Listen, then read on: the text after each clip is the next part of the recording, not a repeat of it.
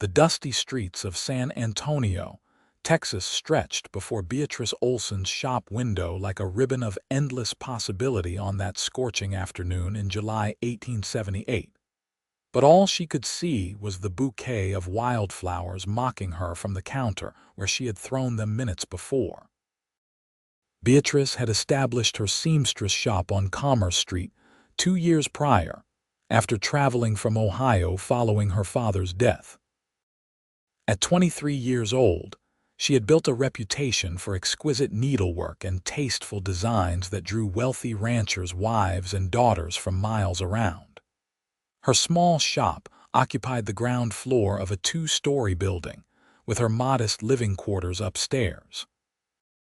The morning light filtered through lace curtains she had sewn herself, casting delicate shadows across bolts of fabric stacked neatly against whitewashed walls. The flowers sat there still, wilting in the Texas heat. They were not the cultivated roses that wealthy suitors might present. These were prairie flowers, picked by hand from the open range, tied together with rough twine that bore traces of saddle leather and honest work. Attached was a card bearing only initials, CL. Beatrice knew exactly who had left them. Cole Lancaster had been coming to her shop for 3 months now, always with some excuse. First, it was buttons for his shirt, then a torn vest that needed mending. Last week, he had brought an old quilt his mother had made, requesting delicate repair work that Beatrice suspected the fabric did not truly need. Each visit, he lingered longer, his sun-weathered face breaking into a hopeful smile whenever their eyes met. She had noticed him, of course. Any woman would. Cole stood well over 6 feet tall, with broad shoulders earned from years of ranch work. His dark hair always seemed slightly disheveled, as though he had just removed his hat in a hurry. His eyes were the color of creek water in summer, green with flecks of gold, and they held a gentleness that seemed at odds with his calloused hands and weathered appearance. He was perhaps 26 or 27, she guessed, though the sun had aged his face in the way it did to all men who worked the land. But Beatrice had learned caution the hard way. Before leaving Ohio, she had given her heart to a man who had seemed earnest and true. Thomas had courted her properly, speaking of marriage and a future together, only for Beatrice to discover he had a wife in Cincinnati. The humiliation had driven her west, seeking a fresh start where no one knew her story. She had vowed then never to let herself be fooled again, never to trust the pretty words and gentle gestures of men who might be hiding darker truths. The door chimed, pulling her from her thoughts. Margaret Wilson, the banker's wife, swept in with her daughter Emily trailing behind. Both women wore fine dresses that Beatrice had sewn the previous month. "Miss Olsen, we need ball gowns for the Harvest Festival," Margaret announced, already thumbing through a catalog of designs Beatrice kept on a side table. "Emily will be 17 this September, and we want her to look absolutely magnificent." Beatrice smiled professionally and moved toward them, carefully positioning herself so the flowers remained hidden behind a stack of hat boxes. "Of course, Mrs. Wilson. I have some lovely patterns that arrived from New York just last week." They spent the next hour discussing fabrics and designs. Emily wanted something daringly modern with a lower neckline than her mother deemed appropriate. The negotiation required all of Beatrice's diplomatic skills. Finally, they settled on a compromise pale blue silk with delicate beading that would take Beatrice weeks to complete. After the Wilsons departed, promising to return for a fitting in 10 days, Beatrice allowed herself to sink into the chair behind her counter. The flowers caught her eye again, and irritation flared in her chest. She grabbed them and marched to the back door, intending to toss them into the alley where they belonged. As she opened the door, she nearly collided with Sarah Chen, who ran the laundry 2 buildings down. Sarah was one of the few people Beatrice considered a genuine friend in San Antonio.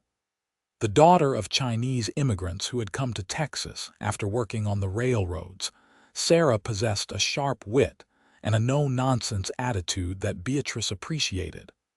"Are those from your cowboy admirer?" Sarah asked, eyebrows raised as she steadied a basket of clean linens against her hip. "He is not my admirer," Beatrice said firmly, "and I am disposing of them." "They are pretty flowers," Sarah observed. "Most men cannot even be bothered to pick weeds, let alone arrange them nicely." "I am not interested in Cole Lancaster's attention," Beatrice said, though even as she spoke, she felt the words ring hollow.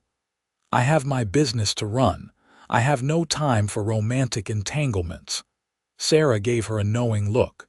"You work too hard, Beatrice." "When was the last time you did anything besides so?" "I attend church," Beatrice protested. "Sitting silently in a pew once a week does not count as living," Sarah said. She shifted her basket. "Come to dinner tonight. My mother is making dumplings and my brother Henry will be there." "You remember him. He has taken over the hardware store on Main Street." Beatrice recognized matchmaking when she heard it. "Sarah, I appreciate the thought, but I truly am too busy.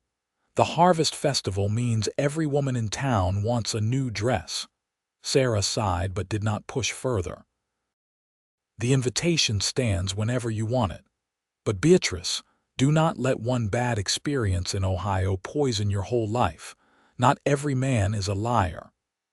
After Sarah left, Beatrice stood in the doorway still holding the flowers.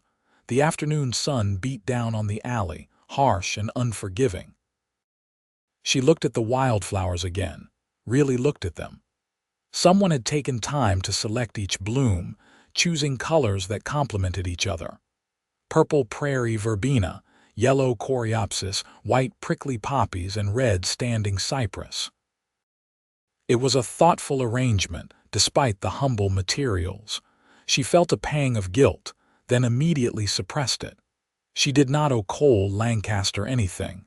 Better to discourage him now than lead him on. She dropped the flowers into the wooden bin where she disposed of fabric scraps and went back inside, firmly closing the door behind her. The afternoon passed in a blur of work. Beatrice had a wedding dress to finish for a rancher's daughter, and the beadwork alone required hours of painstaking effort. By the time she closed the shop at 7 that evening, her eyes ached from close work, and her back protested from hours bent over her sewing table.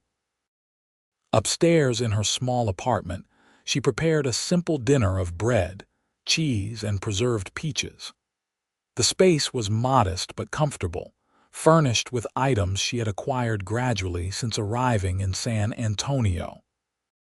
A narrow bed with a quilted coverlet, a small table with 2 chairs, a trunk containing her personal belongings, and a bookshelf holding her precious collection of novels.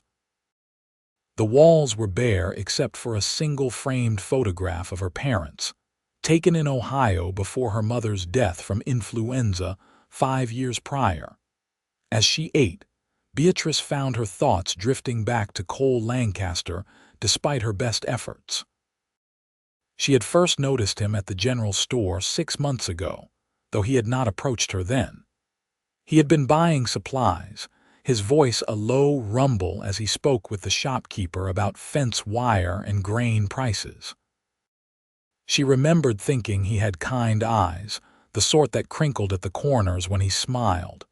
When he first entered her shop seeking buttons, she had been professionally courteous but distant. When he returned with the vest, she had remained polite but cool. By the 3rd visit, she had recognized his interest, and that was when she began actively discouraging him. She kept their conversations brief, avoided meeting his eyes, and never invited the personal comments that might lead to something more. Still, he had persisted, always respectful but increasingly hopeful. And now the flowers. She should feel relieved that she had rejected them so thoroughly. Instead, she felt vaguely unsettled, as though she had failed some test she had not known she was taking. The next morning, Beatrice opened her shop to find Cole Lancaster himself standing on the boardwalk outside. Her heart gave an unexpected lurch. He held his hat in his hands, turning it nervously. His hair was neatly combed, and he wore a clean shirt that looked recently pressed. "Mr. Lancaster," she said stiffly, key still in the lock, "I am not open for business yet." "I know, Miss Olsen, and I apologize for the early hour," he said.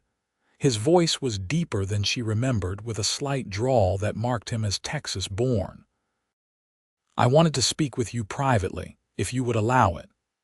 "I think we have nothing to discuss," Beatrice said, though her hands trembled slightly as she pushed open the door.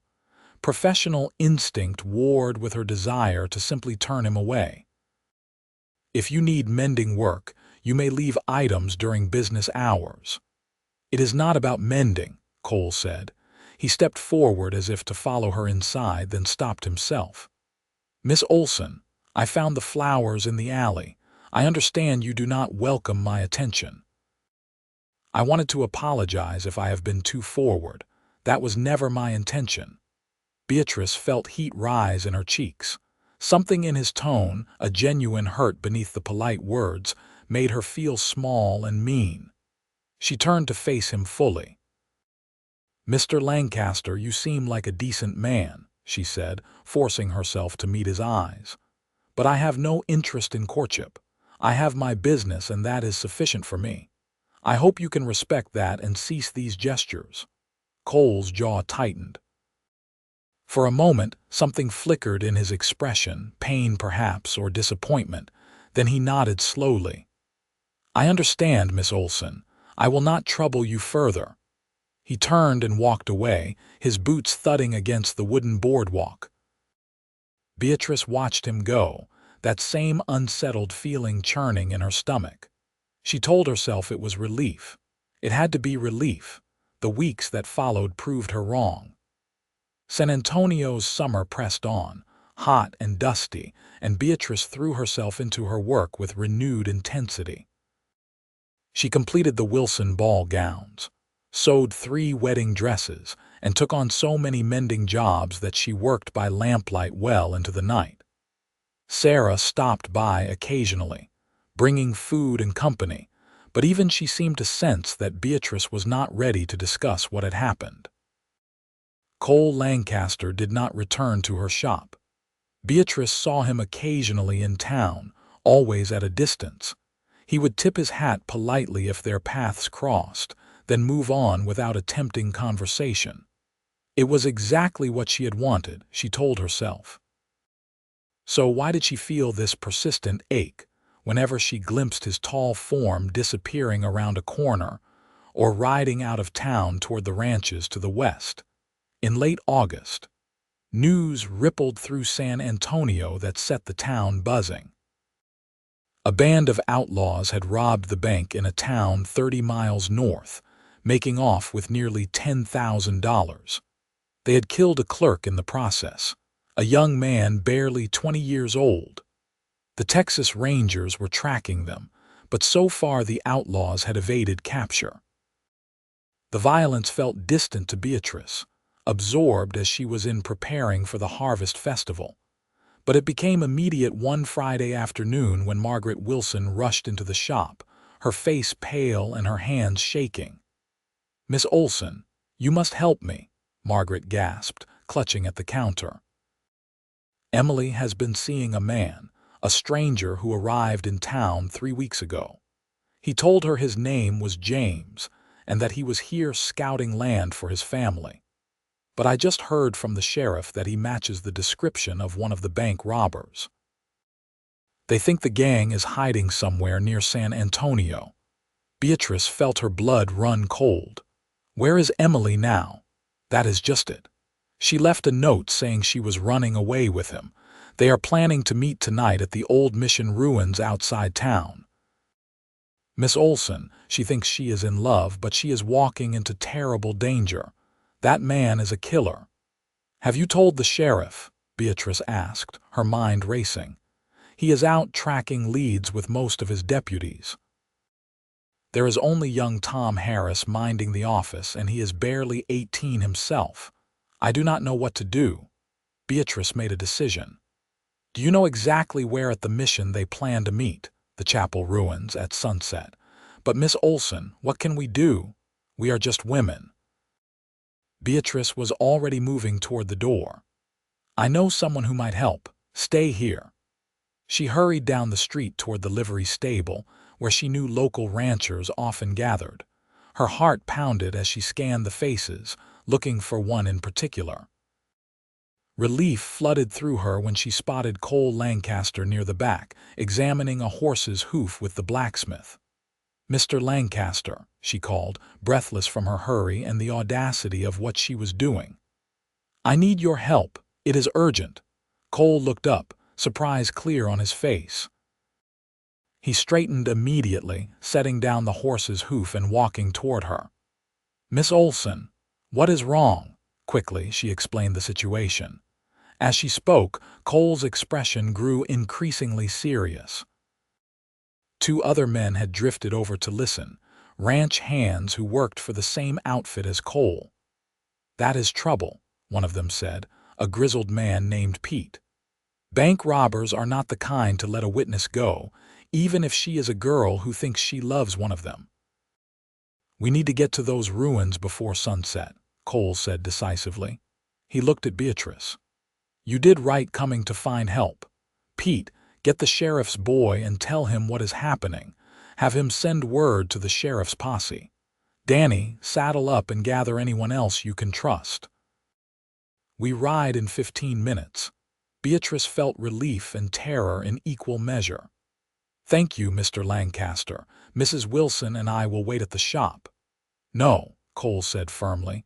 "You will go home and lock your door. If this gang is hiding near town, things could get dangerous fast. Promise me you will stay inside until this is resolved." His concern was so genuine, so devoid of the performative gallantry some men displayed, that Beatrice found herself nodding. "I promise. But please bring Emily back safely. She is foolish, but she does not deserve to be hurt." "I will do everything I can," Cole said. His eyes met hers, and in that moment, Beatrice saw the true measure of his character. This was not a man seeking glory or adventure. This was a man who would ride into danger to protect a young girl he had never met, simply because it was the right thing to do. She wanted to say something more, to tell him to be careful, but the words stuck in her throat. Instead, she simply nodded and hurried back to her shop. Margaret was pacing when Beatrice returned. Together, they waited as the sun crept lower in the sky. Beatrice tried to reassure the older woman, but her own anxiety made the words ring false. She kept thinking about Cole riding toward the mission ruins, about guns and outlaws and all the things that could go wrong. When full darkness had fallen and still no word had come, Margaret began to weep. Beatrice made tea neither of them drank and tried to convince herself that no news was not necessarily bad news. Finally, near 9 that evening, they heard horses outside. Beatrice rushed to the window and saw Cole dismounting, his arm supporting Emily Wilson. The girl looked disheveled and tearful but mercifully unharmed. Margaret cried out and rushed past Beatrice to the door. "Emily, oh my darling girl," Margaret sobbed, pulling her daughter into a fierce embrace. Emily was crying too. "Mother, I am so sorry, I was such a fool. He was not who I thought he was at all. When those other men appeared, he just pulled a gun and told me to stay quiet or he would shoot me. I thought I was going to die." Beatrice stepped out onto the boardwalk where Cole stood with several other men. One of them was young Tom Harris wearing a deputy's badge, looking shaken but determined. "We got there just in time," Cole said quietly to Beatrice. "The fellow Emily was meeting, he had 2 accomplices waiting. They were planning to use her as a hostage if they got cornered. When we showed up, they tried to run. We managed to capture 2 of them. The third got away, but the sheriff's main posse is still out there. They will track him down. You could have been killed, Beatrice said, the words emerging before she could stop them. Cole looked at her, and something in his expression made her breath catch. It was worth the risk. She is just a girl who made a mistake. She deserves a chance to learn from it and grow up. In that moment, Beatrice felt something crack open inside her chest, a defense she had built so carefully over the past years. She saw Cole Lancaster clearly for perhaps the first time. Not as a threat to her carefully controlled life, but as a genuinely good man who asked nothing more than the chance to know her better. "Mr. Lancaster," she began, then stopped, unsure how to continue. The street was busy with people drawn by the commotion, and this was not the place for the conversation she suddenly wanted to have. "Yes, Miss Olsen." His voice was gentle, patient. "Would you call on me tomorrow? In the afternoon, after church. I believe we have things to discuss." Something like hope flickered across his face, but he kept his voice measured. "I would be honored, Miss Olsen. What time would suit you?" 2 o'clock, she said. "I will have tea ready." He nodded, a slow smile spreading across his weathered face. 2 o'clock then. Good night, Miss Olsen." "Good night, Mr. Lancaster. And thank you. For Emily. And for being the kind of man who helps even when it puts you in danger." She went back inside to help Margaret settle Emily, but her mind was already racing ahead to the next afternoon. That night, Beatrice lay awake in her narrow bed, staring at the ceiling and wondering what madness had possessed her. She had built her life in San Antonio precisely to avoid the complications of romantic entanglement. Yet here she was, inviting Cole Lancaster to call on her, essentially reversing months of careful rejection. But she could not shake the image of him supporting Emily Wilson down from his horse, his face lined with exhaustion but his movements still gentle and careful. Or the way he had accepted Beatrice's initial rejection with dignity, respecting her wishes even as his disappointment showed clear. Sunday morning found Beatrice in church as usual, seated in her customary pew near the middle. She wore her best dress, a dove gray creation with subtle embroidery at the collar and cuffs. She told herself she always dressed nicely for church, but she could not quite ignore the extra time she had spent on her hair, pinning it into a more elaborate style than usual. The sermon passed in a blur. Reverend Thompson spoke about forgiveness and second chances, and Beatrice could not help feeling the message was pointed directly at her. When the service ended, Sarah caught up with her on the church steps. "You look different," Sarah observed, eyes narrowing shrewdly. "Something has happened." Beatrice could not suppress a slight smile. "Cole Lancaster is calling on me this afternoon." Sarah's eyes widened. "The cowboy with the flowers. I thought you rejected him thoroughly." "I did," Beatrice admitted, "but I may have been too hasty in my judgment." "What changed your mind?" Sarah asked as they began walking toward their respective homes. Beatrice explained about Emily Wilson and the mission ruins. Sarah listened intently, occasionally interjecting questions. "So he rode into danger to save a girl he did not even know, and that made you reconsider," Sarah said when Beatrice finished. "It was more than that," Beatrice said slowly, trying to articulate feelings she barely understood herself. "It was seeing his character so clearly. He did not hesitate. He did not try to talk someone else into going. He just acted because someone needed help, and afterward he was so humble about it. No boasting, no expectation of reward. Unlike Thomas back in Ohio, who was all smooth words and empty promises," Sarah said perceptively. "Exactly," Beatrice said. "Cole Lancaster may not have fancy manners or pretty speeches, but his actions speak to who he really is." "Just be careful," Sarah cautioned. "Opening your heart again after being hurt is brave, but make sure you are doing it for the right reasons. Do not be with him out of gratitude. That is not the same as love. Beatrice nodded slowly. I know. And I am not committing to anything yet. I just want to talk to him, to understand him better, to give him the chance I should have given him from the beginning. They parted ways, and Beatrice hurried home to prepare. Her apartment suddenly seemed shabby, the furniture worn, the walls too bare. She had never cared before, but now she found herself wishing for nicer things to offer a guest. She set water to boil for tea and arranged the last of her preserved cookies on a plate. They were slightly stale, but they would have to do. At precisely 2 o'clock, a knock sounded at the door to her shop below. Beatrice checked her reflection one last time in the small mirror above her wash basin, then descended the stairs. Through the glass door, she could see Cole waiting on the boardwalk. He wore clean trousers and a pressed shirt, his hair still damp as though he had washed it recently. In his hands, he held no flowers this time but a small wrapped package. Beatrice opened the door, her heart hammering. "Mr. Lancaster, please come in." "Miss Olsen," he said, removing his hat. "Thank you for agreeing to see me. I brought something, not a gift exactly, but something I thought you might appreciate." He held out the package, and Beatrice took it with curious fingers. The wrapping was plain brown paper tied with string.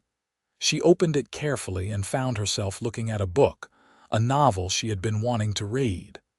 The Portrait of a Lady by Henry James, recently published. "I remembered you mentioning you liked to read," Cole said, a hint of nervousness in his voice. "When I was in the general store, I saw this had just arrived and thought of you. I hope that is not too presumptuous." Beatrice felt tears prick unexpectedly at her eyes. The wildflowers had been sweet, but this showed a deeper level of attention. He had remembered an offhand comment she had made months ago during one of his early visits to her shop, when she had been unpacking a crate and mentioned her love of novels. "It is perfect," she said softly. "Thank you. Please come upstairs. I have tea ready."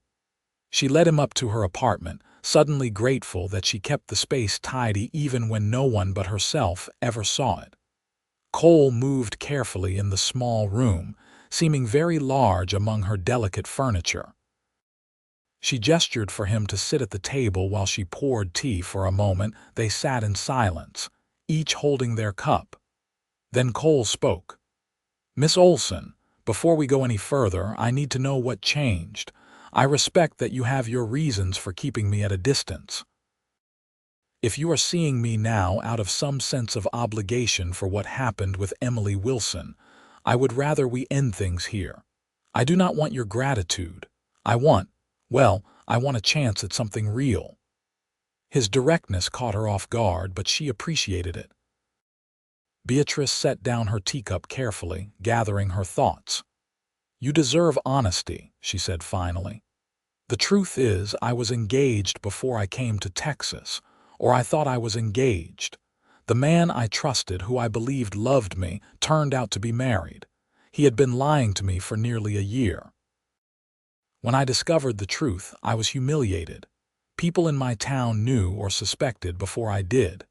The pitying looks, the whispers, I could not bear it, so I came here to start fresh, determined never to be fooled again." Cole listened without interrupting, his expression thoughtful. "When you began paying attention to me, I saw it as a threat," Beatrice continued.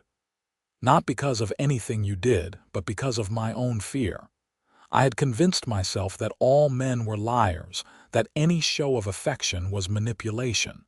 It was easier to reject you than to risk being hurt again." "And now," Cole asked quietly. "Now I realize I was being unfair to you," Beatrice said. "You have never been anything but honest and respectful. And yesterday, watching you risk yourself for a girl you did not even know, I saw clearly what kind of man you are. I am not here out of gratitude, Mr. Lancaster. I am here because I want to know you better. I want to give you, and perhaps give myself, the chance I should have given us from the beginning." Cole was quiet for a long moment, his green eyes searching her face. "That man in Ohio was a fool," he said finally, "and he hurt you badly. I understand why you were cautious. But Miss Olsen, Beatrice, if I may call you that, I need you to know something. I am not a wealthy man. I work as a ranch hand for the Double Bar Ranch west of town. I have some savings and I am a hard worker, but I cannot offer you fancy things or an easy life. What I can offer is honesty. I will never lie to you, never deceive you. If you ask me a question, I will give you a straight answer. That is my promise from this moment forward." "Then I have a question," Beatrice said. "Why me? San Antonio has plenty of unmarried women. Why pursue someone who kept pushing you away?" Cole smiled, the first real smile she had seen from him since he arrived. "The first time I saw you was actually not at the general store. It was at church, about 7 months back. You were sitting in your pew and the morning light was coming through the window, lighting up your hair. But that was not what caught my attention. It was when Reverend Thompson asked for volunteers to help the widow Patterson, whose husband had died leaving her with 3 young children. Everyone in that church had suddenly found something fascinating to look at on the floor or in their hymnal. But you stood up. You offered to make clothes for the children, free of charge, even though everyone knows Patterson died owing money all over town, and his widow has no way to pay." Beatrice remembered that day, remembered Mrs. Patterson's desperate face and the way people had avoided meeting her eyes. "That showed me who you are," Cole continued. "You are kind and generous, and you are not afraid to stand up when something needs doing. As I learned more about you, saw how you built your business through hard work and skill, how you treat Sarah Chen and other people some folks look down on with genuine friendship and respect, I just wanted to know you more. The fact that you are beautiful was just a bonus." Beatrice felt heat rising in her cheeks at his words. No one had ever explained their interest in her like that before. Thomas had complimented her appearance, her skills as a homemaker, the way she would be an asset to his household. He had never spoken about her character or her choices. "I do not know if I am ready for courtship," she admitted. "Not immediately. My heart is ready to try, but my head is still cautious. Would you be willing to take things slowly, to spend time together learning about each other without expectations?" "I would be willing to take as much time as you need," Cole said. "I have waited this long. I can wait longer." They talked for 2 more hours, the conversation flowing more easily than Beatrice had expected. Cole told her about growing up on a small ranch in West Texas, the youngest of 4 brothers. His parents had died of fever when he was 17, and the ranch had eventually been sold to pay debts. He and his brothers had scattered, each seeking their own fortune. Cole had worked various ranch jobs before landing at the Double Bar 3 years ago, where he had been saving money with the dream of eventually buying his own land. Beatrice told him about her childhood in Ohio, her mother's gentle nature and her father's stern but loving discipline. She spoke about learning to sew from her mother, the countless hours spent mastering intricate stitches and patterns. She described the pain of losing her mother, then her father, and finally her illusions about Thomas, until she had felt utterly alone in the world. "But you survived," Cole said. "More than survived. You built something remarkable here." "I suppose I did," Beatrice said, looking around her modest apartment with new eyes. "It does not feel remarkable most days. It just feels like work." "The best things usually do," Cole observed. When he finally took his leave as the sun began setting, he paused at the door to her shop. "Might I see you again? Perhaps next Sunday after church we could take a walk if the weather is agreeable." "I would like that," Beatrice said. She hesitated, then added, "Cole, thank you for being patient with me." "Thank you for giving me a chance," he replied, The following weeks fell into a pleasant pattern. Cole called on Beatrice every Sunday afternoon. They took walks along the San Antonio River. She showed him improvements she was making to her shop, and slowly, carefully, they built a foundation of friendship that began to deepen into something more. Beatrice learned that Cole was well-read despite his limited formal education, having educated himself through borrowed books during long winter evenings. He loved the land, spoke passionately about sustainable ranching practices and proper care of cattle and horses. He had a dry sense of humor that surprised her into laughter at unexpected moments. Cole discovered that Beatrice had a stubborn streak that emerged when she believed she was right about something, and that she could hold a grudge if she felt truly wronged. She worked too hard and rested too little, and she had a tendency to skip meals when absorbed in a particularly complex sewing project. He made a habit of bringing her food from the boarding house where he took his meals, insisting she needed to keep up her strength. Sarah Chen approved of the developing relationship with an "I told you so" attitude that Beatrice endured with good grace. Margaret Wilson sang Cole's praises to anyone who would listen, crediting him with saving her daughter's life. Even Emily, recovered from her foolish infatuation, developed a sort of hero worship for Cole that amused Beatrice. By October, when the harvest festival finally arrived, Beatrice and Cole were established as a courting couple in the eyes of San Antonio society. Beatrice wore a dress of deep burgundy that she had sewn for the occasion, and Cole wore his best suit, looking uncomfortable but determined in the formal clothing.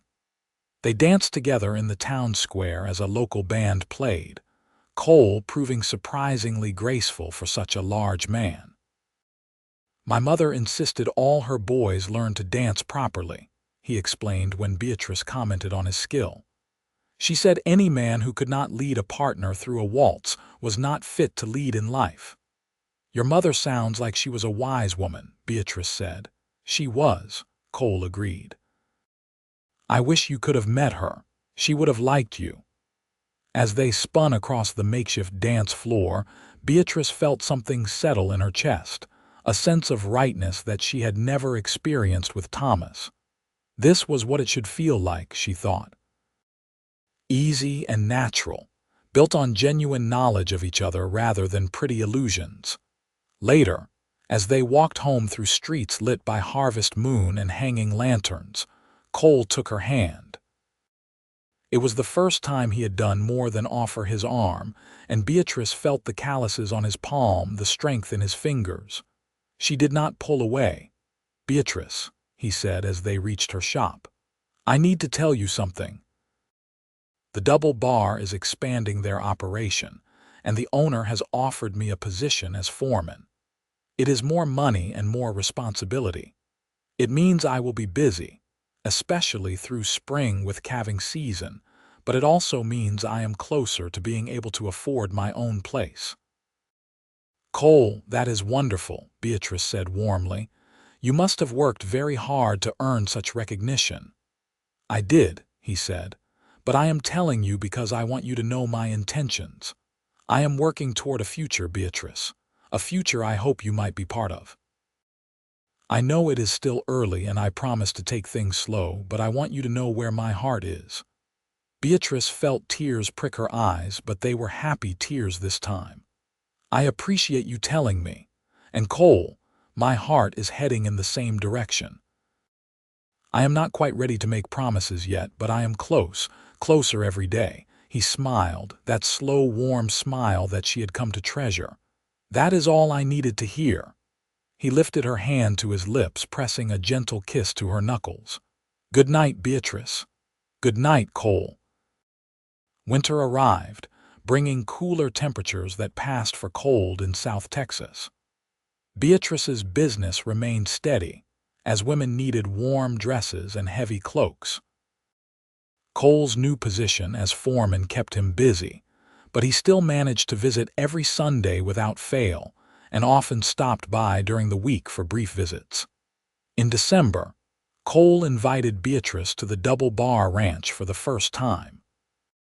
He borrowed a wagon and drove her out on a crisp Sunday morning, the landscape brown and gold under winter sun.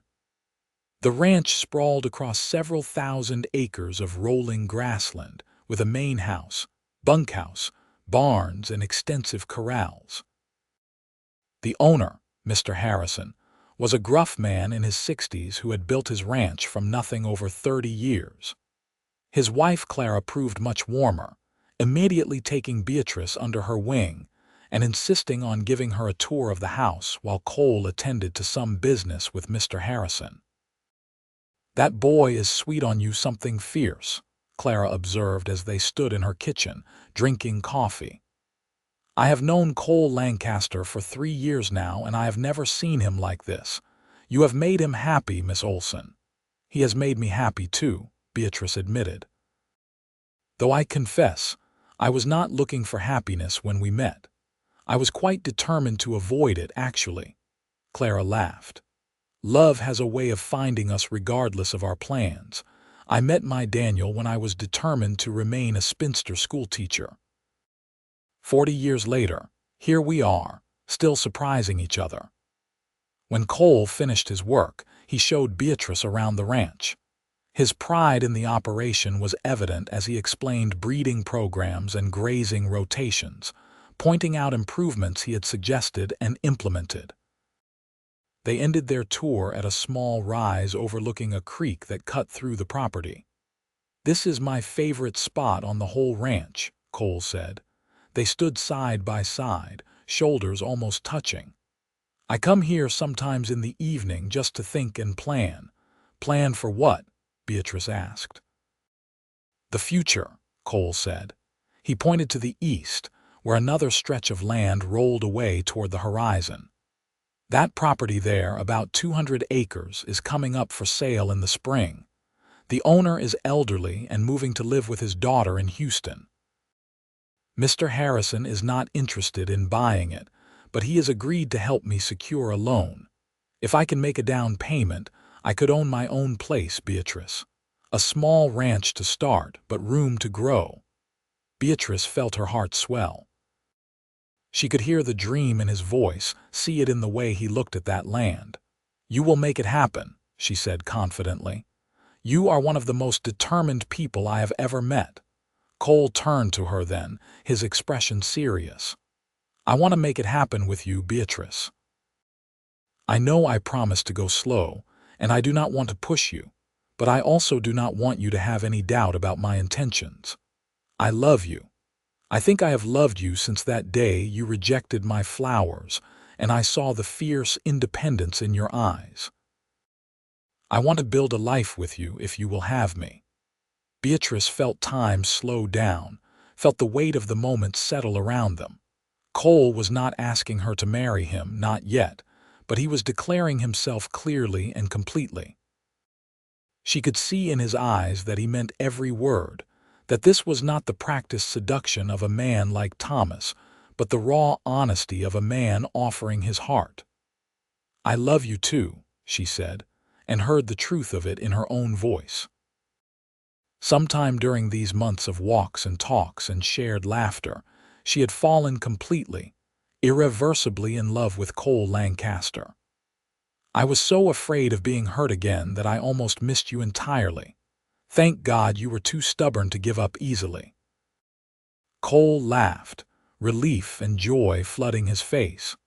He pulled her into his arms, holding her close, and Beatrice rested her head against his chest, hearing the strong, steady beat of his heart. They stood like that for a long moment, watching the sun begin its descent toward the western horizon. "I will get that land," Cole said softly into her hair. "I will build us a house, a good sturdy house with big windows so you can have light for your sewing. And maybe, if you are willing, next year we could make it official. I know that is fast, but I am 30 years old, Beatrice, and I have waited most of my life to find someone like you. I do not want to waste any more time." "I do not want to waste time either," Beatrice said. But Cole, I need to know, what about my business? I have worked so hard to build it. I cannot just give it up. I would never ask you to, Cole said firmly. You are a talented seamstress and your work brings you joy and purpose. We will figure it out together. Maybe you keep the shop in town, maybe you work from home and clients come to you, maybe some combination. The point is, we will make it work because we both matter and both our dreams matter. Beatrice pulled back to look up at him. You mean that? Every word, he said. A partnership, Beatrice. That is what I want. Not a wife who serves me, but a partner who builds with me. She stood on her toes and kissed him then, the first real kiss they had shared. It was tentative at first, then deeper as Cole's arms tightened around her. When they finally broke apart, both breathing hard, Beatrice felt as though something fundamental had shifted in her world. She was no longer afraid. She was ready to move forward, to take the risk of loving and being loved in return. Christmas arrived, bringing with it a rare cold snap that had San Antonio residents bundling into every piece of warm clothing they owned. Beatrice had been commissioned to make a special dress for the Christmas Eve service by Mrs. Harrison, and she threw herself into the work with enthusiasm.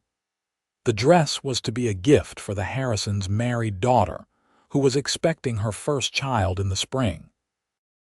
Cole helped Beatrice close up the shop on Christmas Eve afternoon, then drove her out to the ranch for the holiday celebration. The Harrisons had invited several neighboring ranch families, and the main house blazed with lights and warmth.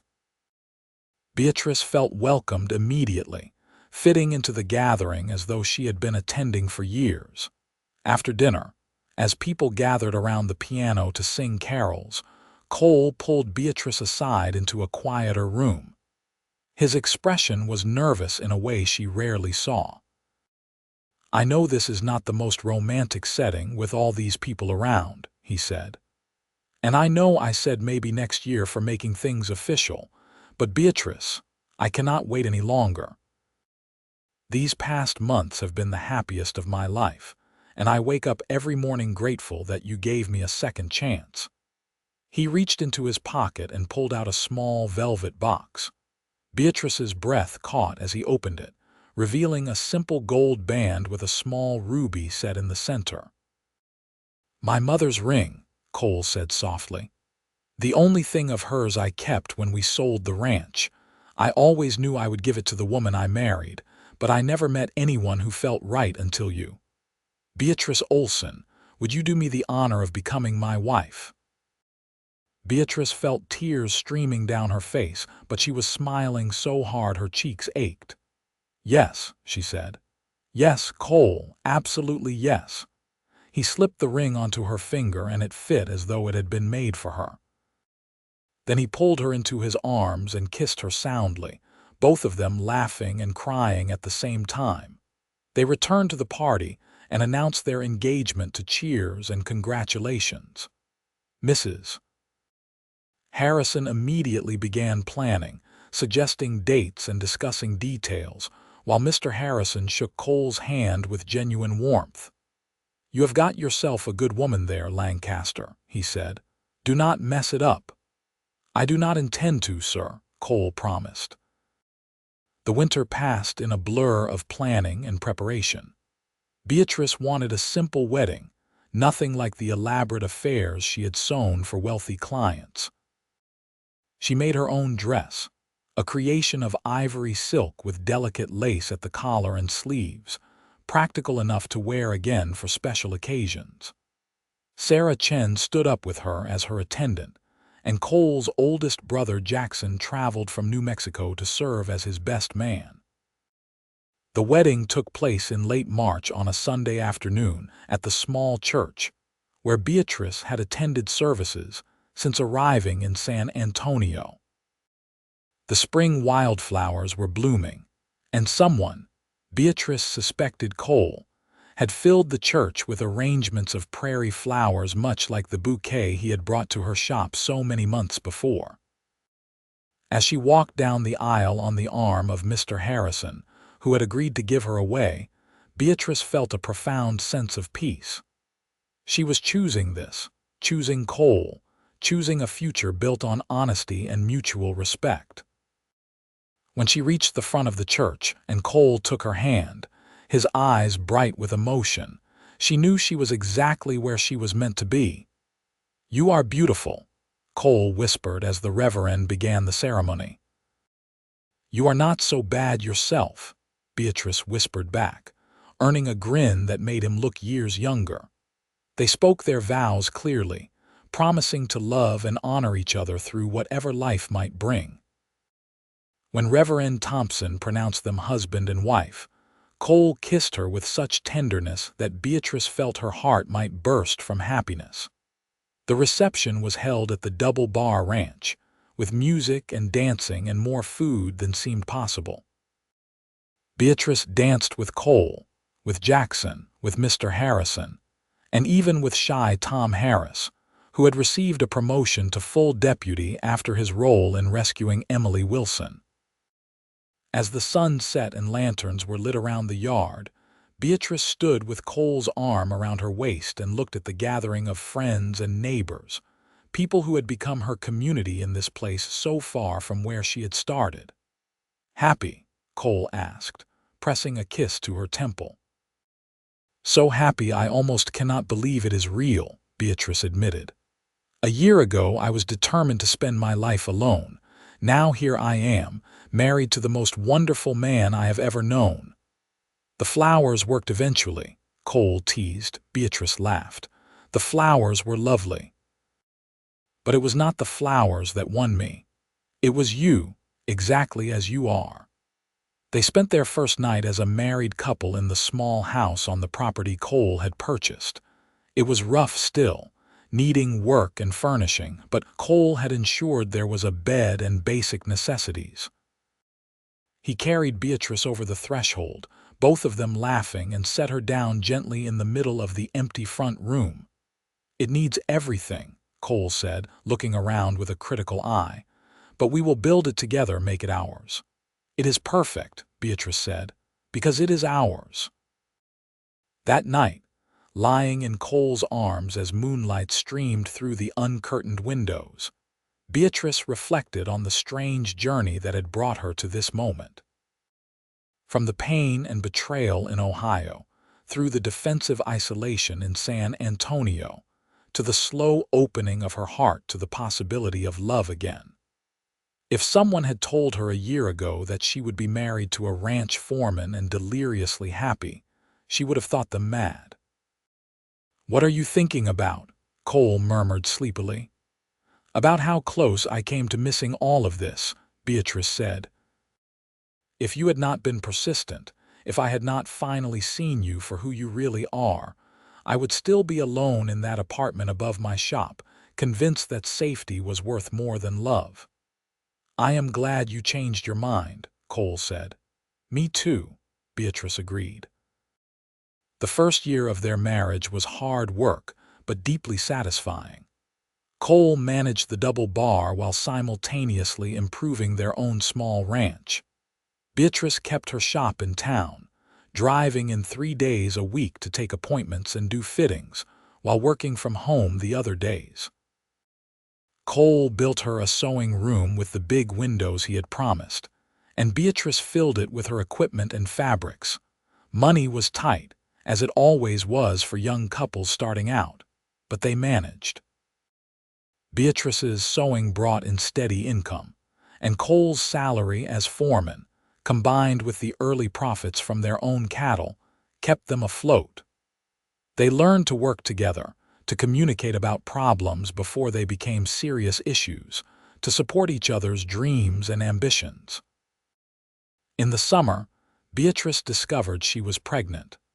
The news filled them both with joy and terror in equal measure. Cole became almost comically overprotective, trying to prevent Beatrice from doing any heavy work. She had to firmly remind him that pregnancy was not an illness and that women had been working right up until childbirth since the beginning of time. "I know," Cole said, looking sheepish, "but you are my wife and I worry." "I am also strong and capable," Beatrice reminded him. Trust me to know my own limits. Their son was born in March, exactly 1 year after their wedding, during a spring thunderstorm that shook the house with its intensity. The local midwife, Mrs. Chen, Sarah's mother, attended the birth with calm competence. When she finally placed the squalling infant in Beatrice's arms, Beatrice looked down at his scrunched red face and felt love unlike anything she had ever experienced. "He is perfect," she whispered, tears streaming down her face. Cole, who had been pacing outside the bedroom door for hours despite Mrs. Chen's assurances that everything was progressing normally, rushed in at the sound of his son's cries.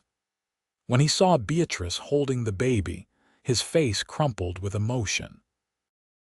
"We have a son," he said wonderingly, sitting carefully on the edge of the bed.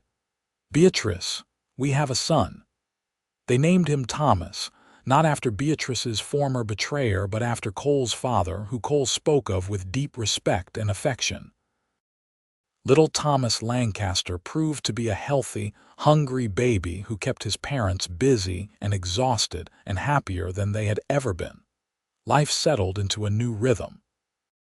Beatrice reduced her time at the shop even further, taking on only select clients and working mostly from home so she could care for Thomas.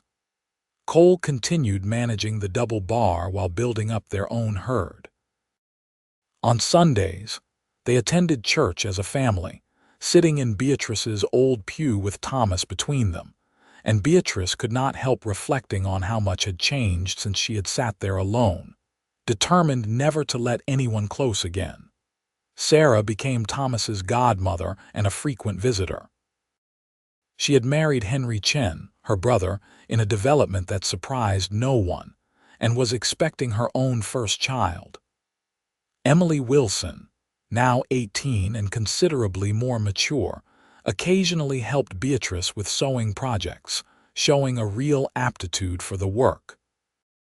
It was Emily, actually, who was present when Beatrice's past came crashing back into her life. 2 years after Thomas's birth, on a hot afternoon in July, Beatrice was working in her shop with Emily's assistance when the door opened. Beatrice looked up with a professional smile that froze on her face. Thomas stood in the doorway. Not little Thomas, her son, but Thomas from Ohio.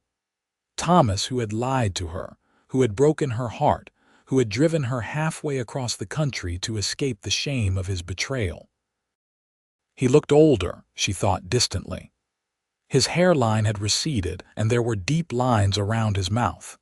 He was also thinner than she remembered, and his clothes, while clean, showed signs of wear and rough mending. "Beatrice," he said, and his voice was exactly as she remembered, smooth and practiced. "I have finally found you. I have been searching for so long." Emily, who did not know the history but recognized trouble when she saw it, moved protectively closer to Beatrice. "Mrs. Lancaster is a married woman," she said firmly. "If you need sewing work done, you may leave your items and return later." "Mrs. Lancaster," Thomas said, his eyebrows rising. "So you married? Well, I suppose I should have expected that. You always were practical, Beatrice. But surely you want to hear what I have to say. I have come all this way." Beatrice found her voice, though it came out harder and colder than she felt. "I have nothing to say to you, Thomas, and no interest in anything you might want to tell me. Please leave my shop." "Now, Beatrice, is that any way to greet an old friend?" Thomas moved further into the shop, and Beatrice saw Emily glance toward the back door, clearly considering running for help. "I made mistakes, I know that, but I paid for them. My wife left me, took the children, and went back to her family. I lost my position, my home, everything. I have spent the last 3 years trying to make my way, and all that time I thought of you, of how good we were together." Beatrice felt anger rising, clean and clarifying. "We were never good together, Thomas. We were based on lies. You deceived me, used me, And when I discovered the truth, you showed no remorse, only annoyance at being caught. Whatever hardships you have faced since then, you brought upon yourself." "I have changed," Thomas insisted. He took another step closer, and Beatrice moved behind the counter, putting furniture between them. "I made terrible mistakes, but I have learned from them. I am a better man now, Beatrice. Give me a chance to prove it. You always were the best woman I knew, smart, capable, beautiful. We could start fresh, here in Texas where no one knows our history." "You are not listening," Beatrice said, her voice rising. "I am married, happily married. I have a son. I have built a life here, a good life, with a man who has never lied to me once in all the time I have known him. I do not want you here. I do not want your apologies or your second chances. I want you to leave." Thomas's expression shifted, the pleading mask falling away to reveal something uglier beneath. "You think you are too good for me now. You think this rancher you married is better than me." "Men are all the same, Beatrice. It is only a matter of time before he disappoints you too. At least with me, you knew what you were getting." "That is quite enough," a deep voice said from the doorway. Beatrice looked past Thomas to see Cole standing there, his face like thunder. He must have been in town for supplies and seen the stranger entering her shop. "My wife asked you to leave. I am happy to help you to your horse if you need assistance finding the way." Thomas turned to size up Cole, and Beatrice saw him make rapid calculations. Cole stood a good 6 inches taller and considerably broader through the shoulders. More than that, he had the confident bearing of a man comfortable in his own strength, not looking for a fight but fully prepared to finish one if necessary. "This does not concern you," Thomas tried. "Everything concerning my wife concerns me," Cole said flatly. He moved further into the shop, and Thomas actually backed up a step. "She asked you to leave politely. I am asking less politely. Leave now, or I will remove you physically. Your choice." Thomas looked between Cole and Beatrice, and whatever he saw in their expressions finally convinced him. "Fine. I can see I am not wanted here. But Beatrice, when your simple cowboy life stops being enough, when you remember what it was like to be with a man of education and culture, you know my name. I will be staying in town for a few days." "Do not bother," Beatrice said. "And Thomas, if you approach me again, I will have the sheriff remove you. Am I clear?" Thomas shook his head in disgust and strode out of the shop. Cole watched him go, then turned to Beatrice with concern clear on his face. "Are you all right?" he asked, moving to her side and pulling her into his arms. Beatrice sagged against him, suddenly shaking. "I am fine. Just shocked. I never expected to see him again. I certainly never expected him to come looking for me." Emily, who had been standing frozen by the fabric shelves, suddenly burst into motion. "I should get the sheriff. That man was threatening, and he should not be allowed to harass you." "That is not necessary," Beatrice said, though she appreciated the loyalty. "He will leave town soon enough.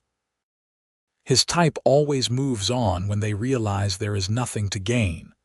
Cole held her for a moment longer, then pulled back to look into her face. "Who was he, really?" "The man from Ohio I told you about," Beatrice said. "The one who lied about being married.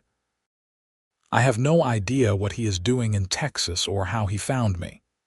"It does not matter," Cole said firmly. "He is not welcome here, and if he bothers you again, Emily is right. We will involve the sheriff. You do not have to deal with him alone, Beatrice. Not anymore." Later that evening, after they had returned home and Thomas, their son, was asleep in his cradle, Beatrice and Cole sat together on the porch, watching the sun set over their land. "I am sorry you had to see that," Beatrice said quietly. "It must have been unpleasant, confronting my past like that." "I am not worried about your past," Cole said. "I know who you are now, and that is all that matters. But Beatrice, I need to know, is there any part of you that is tempted by what he offered? any doubt about the life we have built?" Beatrice turned to look at him, seeing genuine vulnerability in his eyes. "Cole Lancaster, you listen to me. That man in my shop today represents everything I left behind. He is selfishness and deception and empty charm. You are the opposite of him in every way that matters. You are honest and kind and true. This life we have built, this family, this home, it is everything I ever wanted and more than I ever thought I would have. I love you with my whole heart. Do not doubt that." Cole pulled her close, pressing a kiss to the top of her head. "I love you too. And I promise I will spend every day for the rest of my life making sure you never regret choosing me." "I could never regret it," Beatrice said. "Never." Thomas from Ohio left San Antonio 3 days later, and Beatrice heard no more from him. She learned from Sarah, who heard from her husband, that Thomas had been asking around town about Beatrice, trying to discover if she had money or property. When he learned that she and Cole were working people building their lives from scratch, he apparently lost interest. The realization that he had only sought her out from mercenary motives, rather than genuine feeling, did not hurt at all. Instead, it reinforced how lucky she had been to escape him. The years flowed by, marked by the rhythms of ranch life and the growth of their family. Beatrice gave birth to a daughter, Mary, 2 years after Thomas, and then another son, Daniel, 2 years after that. The little house grew with additions as the family expanded, always maintaining those big windows in Beatrice's sewing room that Cole had promised from the beginning. The double bar thrived under Cole's management, and their own ranch grew steadily. After 5 years, they were able to buy an adjacent property, doubling their acreage. Cole hired on 2 hands to help with the work, and Beatrice took on an apprentice, a young woman named Ruth, who showed real talent for sewing and design. On their 10th wedding anniversary, Cole surprised Beatrice with a trip to San Antonio's finest hotel, arranging for Sarah to watch the children overnight. As they dressed for dinner, Beatrice caught sight of herself in the hotel's full-length mirror and was surprised by what she saw. She was 33 years old now, and the years showed in the faint lines at the corners of her eyes and the silver starting to thread through her dark hair. But she looked happy, she realized. There was a contentment in her expression that had never been there in those early photographs from Ohio. "What are you thinking?" Cole asked, coming up behind her and wrapping his arms around her waist. "I am thinking about how much has changed in 10 years, Beatrice said, leaning back against him. "I am thinking about the woman I was when I first rejected your flowers, so afraid of being hurt that I almost missed the best thing that ever happened to me." Cole turned her to face him. "You know, I never told you the real story behind those flowers." Beatrice looked up at him in surprise. "What do you mean?" "I had been wanting to bring you something for weeks," Cole said. "But I was so nervous about doing it wrong, about coming on too strong or seeming presumptuous. I must have picked and discarded half a dozen bouquets before I finally settled on those prairie flowers. And even then, I stood outside your shop for 20 minutes, trying to work up the courage to actually leave them." "I had no idea," Beatrice said softly. "I just thought you were being persistent, that you were used to women accepting your attention. It never occurred to me that you might be nervous." "I was terrified," Cole admitted. "You seemed so self-sufficient, so confident in who you were and what you wanted. I thought you would never look twice at a simple ranch hand, but I had to try. I could not live with myself if I did not at least try to show you how I felt." "And I threw them in the trash," Beatrice said, feeling a pang of guilt even after all these years. "You did," Cole agreed, smiling. "And I went home that night convinced I had ruined any chance I might have had. I told myself I would leave you alone, respect your clear rejection. But then Emily Wilson went missing, and fate gave me one more chance to show you who I really was. Do you ever think about what would have happened if I had never given you that second chance? Beatrice asked. If I had stayed closed off and alone, I try not to, Cole said honestly. Because imagining my life without you and the children, without this family we have built, that is more than I can bear. But Beatrice, I think you would have been fine. You are strong and capable. You would have built a good life for yourself regardless.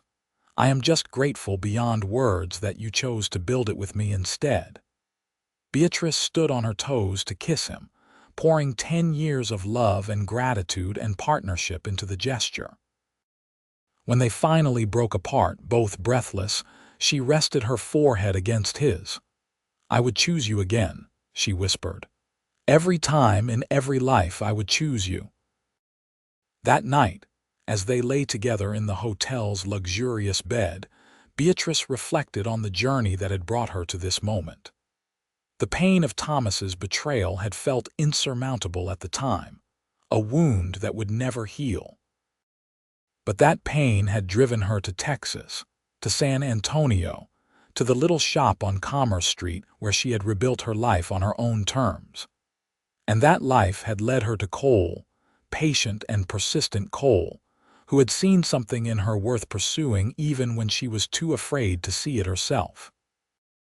The truth behind those rejected flowers, she realized, was not about the flowers themselves. It was about a man who had been brave enough to risk rejection, vulnerable enough to show his feelings, and persistent enough not to give up when his first attempt failed. It was about a man who had proven through countless small actions, and one large one, that he was everything Thomas had pretended to be, and everything Beatrice needed. They returned home to chaos, as 3 young children had apparently taken advantage of their parents' absence to see just how much mischief they could create. Sarah looked exhausted but amused as she recounted their adventures. Thomas, now 10, had decided to teach his siblings to ride, and had saddled the gentlest horse in the barn, only to discover that 5-year-old Daniel was not quite ready for independent riding. Mary, at 8, had insisted on helping Ruth with a sewing project and had somehow managed to stitch her apron to a curtain. "They are disasters," Sarah said fondly, "but they are delightful disasters. You should be very proud." "We are," Beatrice assured her, gathering Mary for a hug while Cole swept up his younger son. Life continued its steady march forward. The children grew, each showing their own distinct personalities.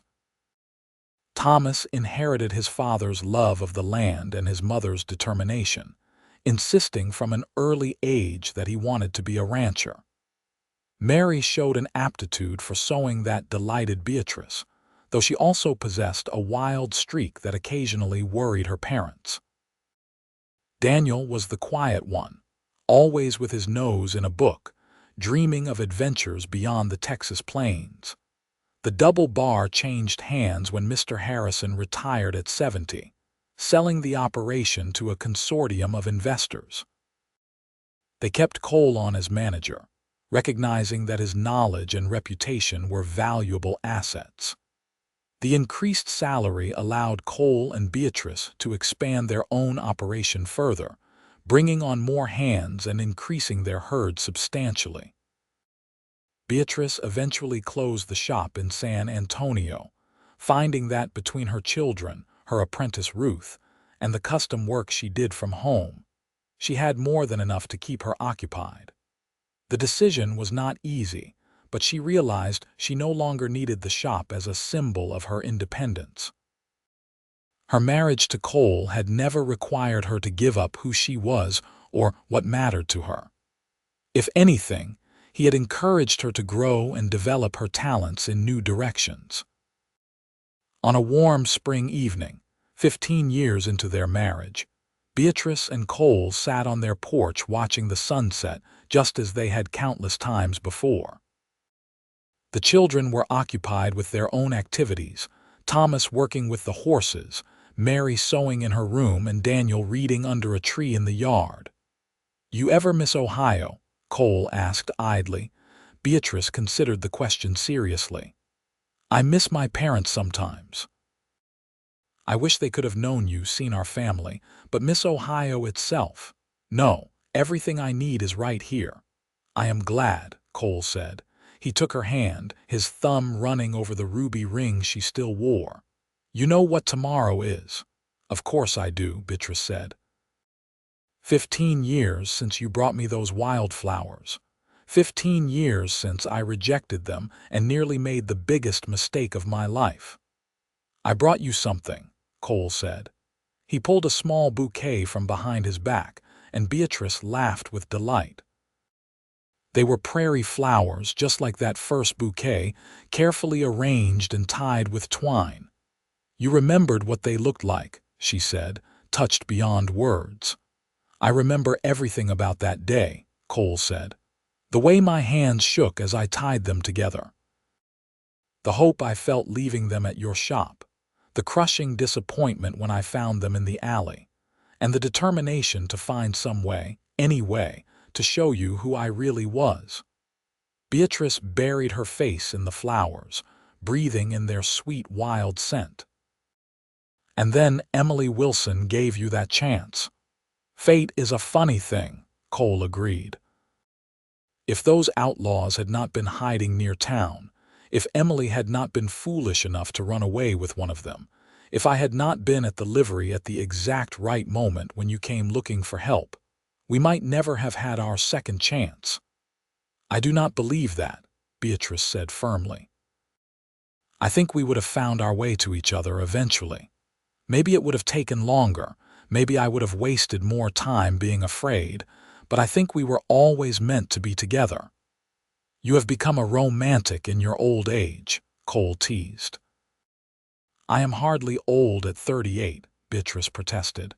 "And you are only 41 yourself. We have plenty of years ahead of us yet." "Good," Cole said, "because I plan to spend every one of them with you." As the years continued to pass, Beatrice often found herself thinking about the woman she had been when she first arrived in San Antonio. That young woman, bitter and wounded, determined never to trust anyone again, would barely recognize the life Beatrice lived now. She had learned that not all men were like Thomas, that vulnerability was not weakness, and that real love was built on a foundation of honesty, respect, and genuine partnership. The truth behind those rejected flowers, she had finally come to understand, was multilayered. On the surface, they were a simple romantic gesture from a hopeful suitor. But deeper than that, they represented Cole's character, his willingness to be vulnerable, his appreciation for simple natural beauty, and his patience in the face of rejection. They were a symbol of everything that made him different from Thomas, everything that made him worthy of her trust and love. When Thomas, their oldest, married at 22, bringing home a sweet-faced girl named Catherine from a neighboring ranch, Beatrice saw echoes of her own journey in their courtship. Young Thomas had the steady reliability of his father, and Catherine had some of Beatrice's own wariness, having experienced her own disappointments. At the wedding, watching her son pledge his life to another person, Beatrice felt the satisfying completion of a circle. "He is a good man," Cole whispered in her ear during the ceremony. "We raised him right." "We did," Beatrice agreed, tears streaming down her face, "just like his father." Mary proved more complicated, falling in love with a traveling musician who passed through San Antonio on his way to California. Beatrice worried, seeing too many parallels to her own youthful mistake, but Cole counseled patience. "She is smart and capable," he reminded Beatrice. "And she knows her own mind. Trust her." In the end, Mary's musician proved to be genuine if unconventional. They married in a bohemian ceremony that raised eyebrows among the more traditional members of San Antonio society, then settled in Austin, where Mary opened a dress shop and her husband taught music. They visited often, bringing laughter and stories of city life. Daniel surprised everyone by becoming a teacher, moving to San Antonio to work at the new school that had opened as the city grew. He married a fellow teacher, a quiet woman named Jane who shared his love of literature and learning. Their wedding was small and intellectual, with readings from poetry and philosophical discussions taking the place of the usual revelry. As grandchildren began to arrive, Beatrice found herself softening in ways she had not expected. She, who had been so guarded for so long, discovered she had an endless capacity for love. Each grandchild was a miracle, a continuation of the family she and Cole had built from nothing but determination and faith in each other. On their 25th wedding anniversary, their children threw them a surprise party at the ranch. Friends and neighbors from across the county attended, filling the house and yard with laughter and music.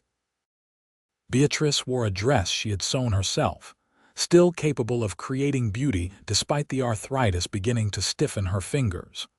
Cole, gray-haired now but still strong and tall, never left her side. 25 years, Cole marveled during a quiet moment when they had escaped to the porch for a breath of air. Sometimes it feels like yesterday that I was a nervous cowboy leaving flowers at a seamstress's shop. Other times, I cannot remember what my life was like before you. I remember what mine was like, Beatrice said. Lonely, safe perhaps, but hollow. You filled it with meaning, Cole. You and our children and this life we built together. We built it together, Cole corrected gently. I could not have done any of it without you. Inside, the party continued, their children mingling with old friends. Sarah Chen, grandmother herself now, was telling an embellished story about the day Cole had rescued Emily Wilson. Emily herself, married with 4 children and living in Houston, had made the trip specifically for the celebration. Even Margaret Wilson, elderly now but still sharp as a tack, held court in the parlor, regaling anyone who would listen with tales of San Antonio's early days. "Mother, father, come back inside," Mary called from the doorway. "Thomas wants to make a toast." They returned to the crowded house and their oldest son raised his glass. "To my parents," he said, his voice carrying over the conversations. "They taught us that real love is not the passion of a moment but the commitment of a lifetime. They showed us that trust, once earned, is more valuable than gold. They built something remarkable here, not just this ranch but this family, this community. May we all be so fortunate in love as they have been." The toast was met with cheers and raised glasses. Beatrice felt Cole's arm around her waist, solid and reassuring, and looked around the room at the faces of people she loved. This was her legacy, she thought. Not the dresses she had sewn or the business she had built, but this family, this love, this proof that broken hearts could heal and learn to trust again. Later, much later, when the guests had departed and the house was quiet, Beatrice and Cole lay in bed talking softly. They did this often, recounting the day's events and sharing thoughts before sleep claimed them. "You remember that afternoon when I brought you those flowers?" Cole asked. "Do you remember what you were doing when I left them?" Beatrice thought back, reaching for a memory now more than 25 years old. "I was working on a wedding dress, I think. Yes, for the Matthews girl. I remember because the beadwork was intricate and I was frustrated with getting it exactly right. When I heard the bell over the door, I was annoyed at the interruption. And when you found the flowers, I was angry," Beatrice admitted. "Not at you specifically, but at what you represented, the possibility of being hurt again, the threat to the safe life I had built." She turned to face him in the darkness. "I was a fool." "You were scared," Cole corrected. "And you had good reason to be, but you were brave too, braver than you give yourself credit for. When it mattered, when Emily needed help, you came to me. And then later, when I asked for a chance, you gave it to me. That took courage. The bravest thing I ever did was accept that ring, Beatrice said. Well, the second bravest. The first was inviting you to tea that Sunday afternoon. They lay in comfortable silence for a moment, then Cole spoke again. I never did ask you something. That day in the shop, when Thomas from Ohio appeared out of nowhere, you told him off so strongly, so certainly.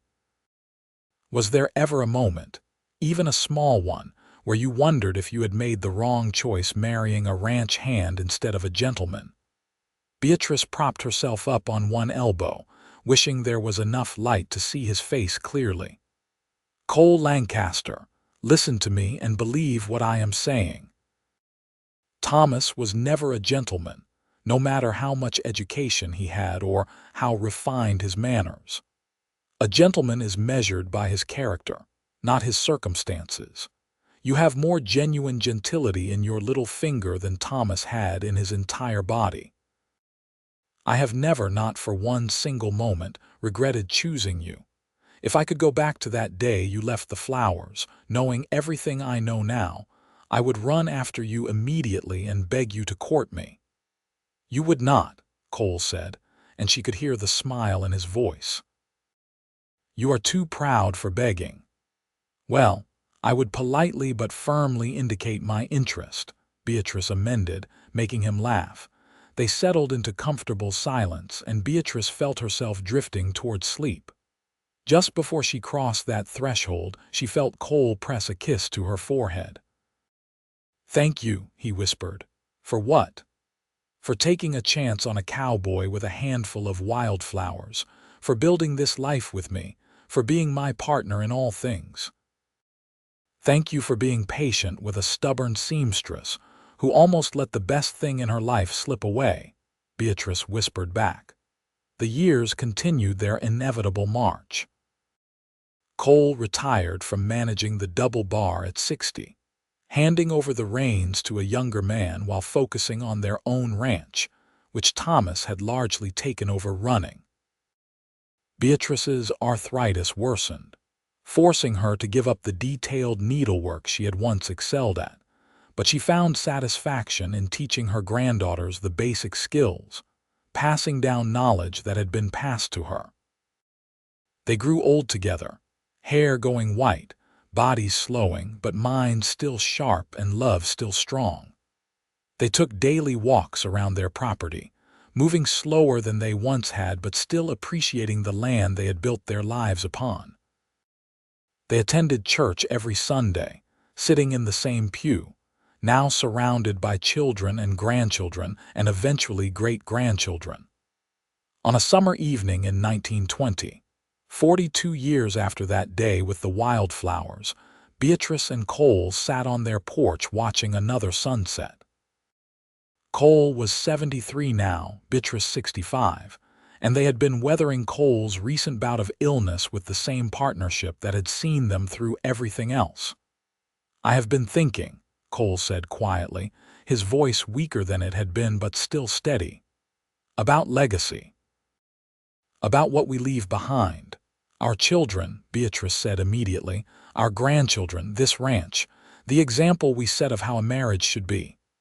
That is all true, Cole agreed, but I think it is more than that. I think our legacy is showing that people can change, can heal, can learn to trust again after being broken. You arrived in Texas convinced you would spend your life alone. I was a lonely cowboy who thought he might never find someone to share his dreams with. Together, we built something neither of us could have created alone. Beatrice took his hand, feeling the familiar shape of it, the calluses earned from a lifetime of hard work. We were lucky, she said. We were, Cole agreed, but we also chose it. Every day we chose each other and this life. That is not luck. That is love. Cole passed peacefully in his sleep 3 weeks later, with Beatrice holding his hand and their children gathered around the bed. The funeral drew people from across the county, testament to the respect and affection Cole had earned over his lifetime. Beatrice bore it with the same strength that had seen her through every other trial, supported by the family they had created together. In the months that followed, Beatrice found comfort in the rhythms of the ranch and the constant presence of her children and grandchildren. She kept Cole's photograph on her bedside table, and every morning she told him about the day ahead. She knew some people might think her foolish, talking to a photograph, but she felt his presence still, his love a permanent part of who she was. One afternoon, sorting through old papers in preparation for eventually passing the ranch to Thomas and Catherine, Beatrice came across a small pressed flower preserved between the pages of her old account book. She looked at it for a long moment, puzzled, then remembered. It was from that first bouquet of wildflowers, the one she had thrown away. Cole must have retrieved it from the trash and kept it all these years, then slipped it into her book where he knew she would eventually find it. She held the dried flower carefully, its colors faded but still visible. Purple prairie verbena. She remembered rejecting these flowers, remembered her anger and fear, remembered thinking she was protecting herself. She had been so foolish, so convinced that isolation was safety, but she had learned eventually. She had taken the risk, opened her heart, and discovered that real love was worth any danger. The truth behind those rejected flowers was simple in the end. They had been an offering of honest affection from a good man, and she had been fortunate enough, brave enough, to eventually accept what they represented. Beatrice lived another 5 years, dying peacefully at 70 of heart failure, surrounded by family.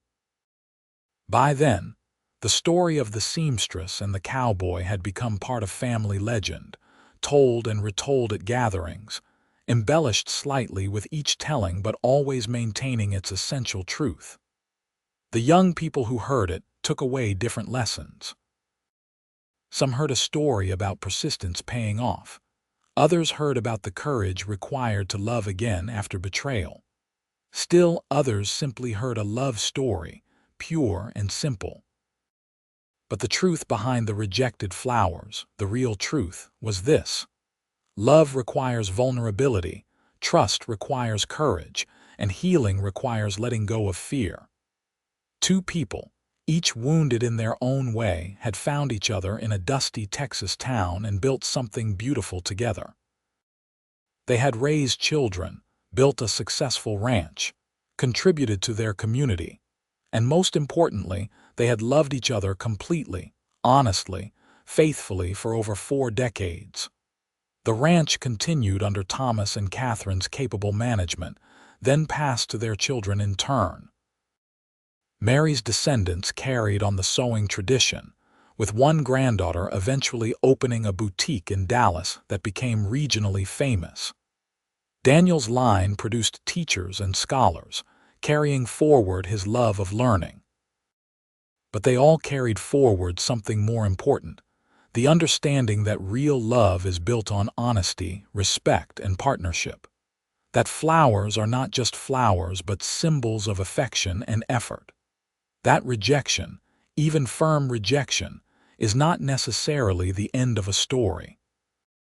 That courage comes in many forms, including the courage to change your mind, admit you were wrong, and give someone a second chance. The little house where Beatrice and Cole had started their married life still stood on the property a century later, preserved by generations of descendants as a reminder of where it all began. Tourists sometimes stopped by, having heard the story and wanting to see the place where the seamstress had finally accepted the cowboy's love. The current owners would show them around, pointing out the sewing room with its big windows, the bedroom where 5 generations had been born, the porch where 2 people had sat countless evenings watching the sunset together. And sometimes, on warm summer evenings, when wildflowers bloomed across the Texas prairie, someone would pick a bouquet of purple and yellow and white and red, tie them together with rough twine, and leave them on the porch of that little house.